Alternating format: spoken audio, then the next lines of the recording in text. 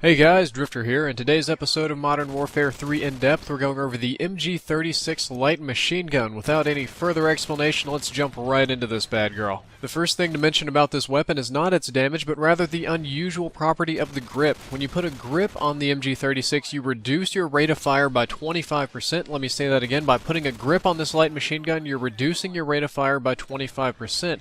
This is not the case with other light machine guns. There are very, very minor changes, like 1-2 RPM if you put a red dot sight or a grip on there, but grip significantly reduces your rate of fire. Even if you run grip and rapid fire, your rate of fire still drops by 7%. Rate of fire is extremely important for killing enemies, so I always run this weapon with kick and red dot sight. The next important thing for killing enemies is, of course, damage. The damage on the MG36, my bad, is 40 to 25, which is very, very normal for light machine guns. Many other light machine guns have this same damage rating, which means depending on your range, it's going to take between 3 and 4 shots to kill, or if you're an awesome godlike player, between 2 and 3 headshots to kill.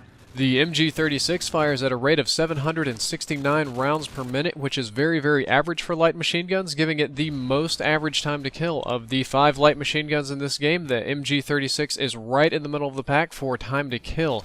Its recoil, however, is not something I'm a fan of. It is overall very medium for LMGs and pretty good when you're prone. However, instead of like most LMGs where the recoil kicks upward, the recoil has this very unusual side-to-side pattern. The reason I don't like the side-to-side pattern is that vertical recoil is very easy to fix. I can just pull back on my stick or down on the mouse and it's very simple. The MG36 will kick very far to the left and then in the very next bullet extremely far to the right, so it's very difficult to manually correct. I just kind of have to bullet hose and spray at people.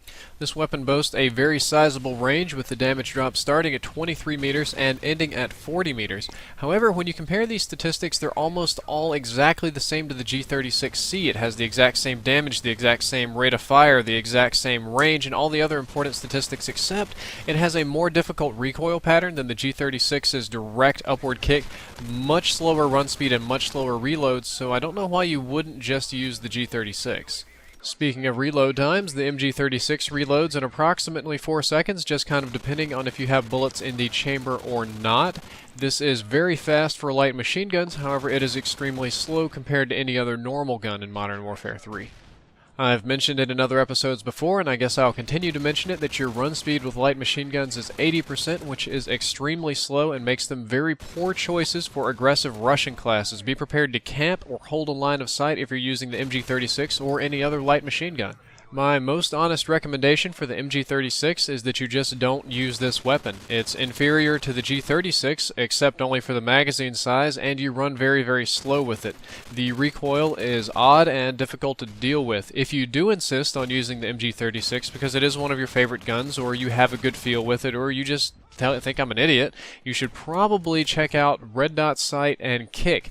Kick is better than grip on this light machine gun, not only because kick doesn't reduce the rate of fire like the grip does, but kick actually has a better recoil and a more significant impact. So kick and red dot sight and probably a support package are going to be your best bet with the MG36. However, if you're really looking for light machine guns, you should probably check out next week's episode, the MK46, which I think is a vastly superior weapon to this one. I actually managed to get a Moab with it, and I'll be using that gameplay. So I hope that you enjoyed this episode, and I hope that you had learned something useful. Drifter out.